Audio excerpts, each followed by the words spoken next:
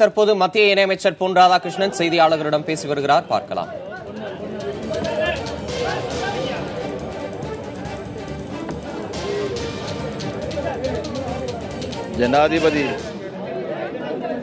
ஜனாதிபதி தேர்தலின் வாக்குப்பதிவு சரியாக 10 மணிக்கு துவங்கியிருக்கின்றது.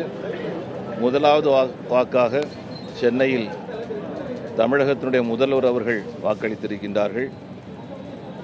சபாநாயகர் அவர்கள் வாக்களித்திருக்கின்றார்கள்.